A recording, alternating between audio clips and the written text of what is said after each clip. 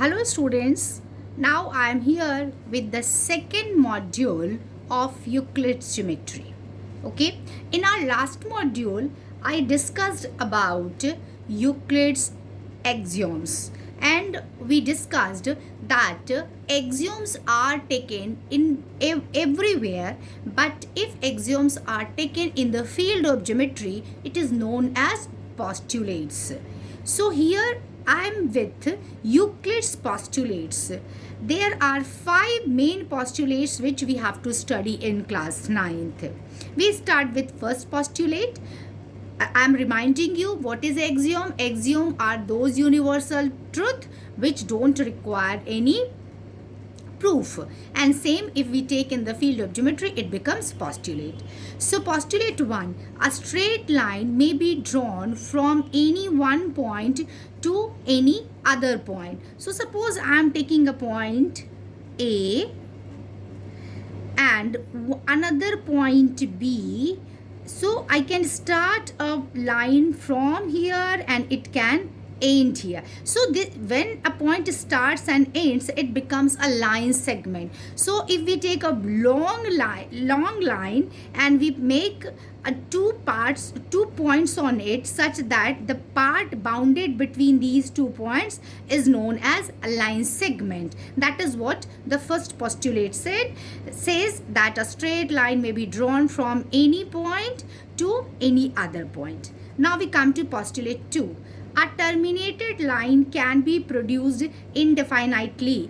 A terminated line, suppose I have taken this line segment, this line. So if I want to produce it this side, I can produce it this side, and it can go till infinite. It is endless and it can be produced this side as well. This is postulate 2. Now we come to postulate 3.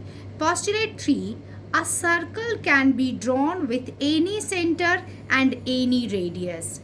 Any point can be taken as center. Suppose this is point A. So taking A as center, I can draw a circle like this of any radius. This is going to be the radius of the circle. Now from any other point with any other radius, I can draw another circle. The same, with the same center I want to draw the radius of the circle of any other radius, that can be like this. So this is what postulate 3 says, that a circle can be drawn with any center and any radius, that is on our own choice. Now postulate 4, all right angles are equal to one another. So all right angles, suppose I am taking one right angle this and one right angle this, they all will be equal in measurement. Is this clear? Now I start with postulate 5. Postulate 5 says, if a straight line falling on two straight lines makes the interior angles on the same side of it taken together less than two right angles, then the two straight lines, if produced indefinitely, meet on that side on which the sum of the angles is less than two right angles. What is it seems so lengthy. I have discussed postulate 1 to 4. They were very easy to understand, but it seems a little bit complicated. So I am explaining what is this, and this postulate is very important. In fact, on the basis of this postulate only many theorems or many axioms you will get in further chapters. So what this postulate says? It says that suppose we are having two straight lines. This is line L and this is line M. And one more line which is what says, if a straight line falling on two straight lines. So L and M are two lines and a straight line P is falling on both the lines. Okay. So how many interior angles we are getting? This is one interior angle. This is one interior angle. This is one interior angle. And this is one more interior angle. So altogether, how many interior angles we are having? 4.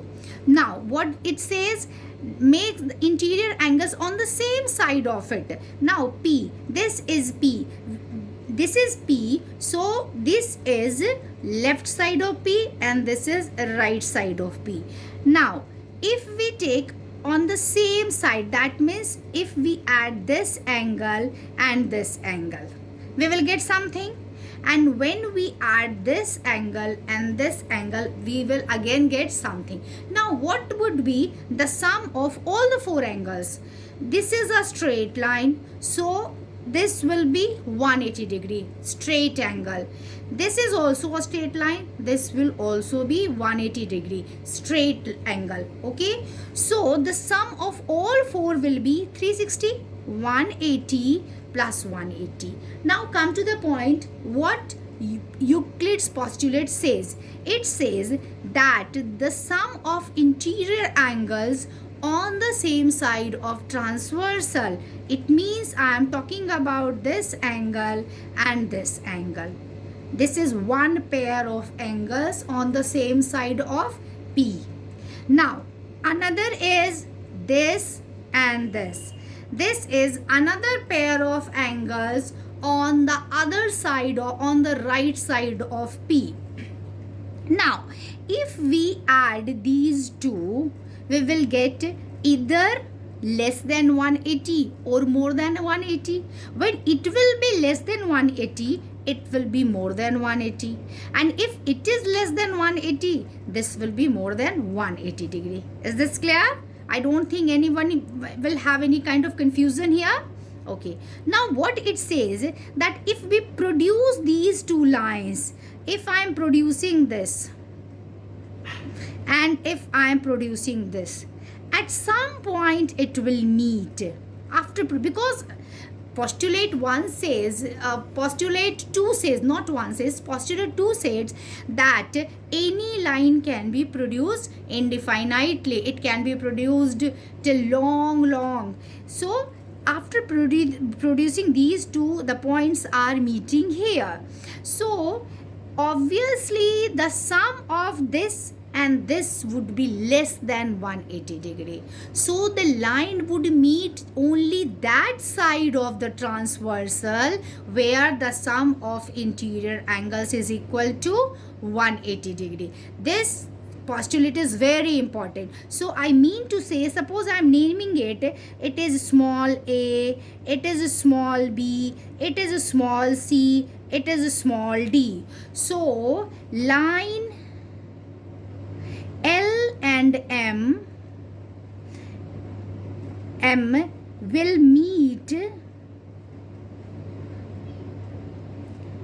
on the right side of P where angle C plus angle D, that is less than 180 degree. Obviously when angle C plus angle D is less than 180 degree, it means angle A and angle B will be greater than 180 degree. And if I produced L and M this side, they will go apart from each other. They will never meet this side. They will be meeting this side. And this is why the points will intersect here. Now I start with a few questions which are to be proved on the basis of axioms and postulates. So I am taking here a few questions. Question number 1 is, in the given figure we have x and y are the midpoints of AC and BC. This is line segment AC and this is line segment BC. This is ABC is a triangle. So AC and BC are two sides of it. So and x is the midpoint of AC, y is the midpoint of BC.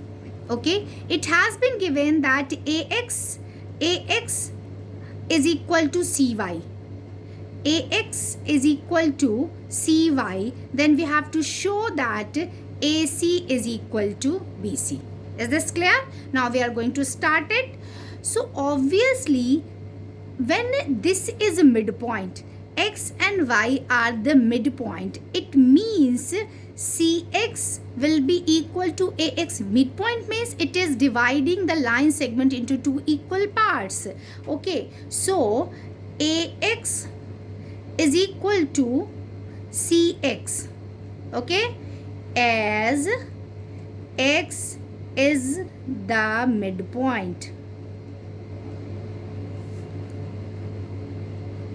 Okay, now cy is equal to by, cy is equal to by, and that would be equal to bc by 2, and this will be equal to, this will also be equal to, here we should write that is ac by 2. So ax is equal to cx, ax is equal to cx is equal to ac by 2. cy is equal to by is equal to bc by 2. We have written here. It has been given that ax is equal to cy. ax is equal to cy. It is given. It is already given in the question. Okay. So, can we do 2 into ax is equal to 2 into cy? Because Euclid's axiom says that doubles of equals are equal. If we take two equal quantity and we double them, they will become equal. So if we multiply ax by 2 and cy by 2, they will also be equal. Now ax double, the double of ax will be equal to ac. AC is equal to BC, and double of CY will be equal to BC. That is why AC will be equal to BC. That's it. Thus we proved it. In this way, we can use any fact using Euclid's axiom.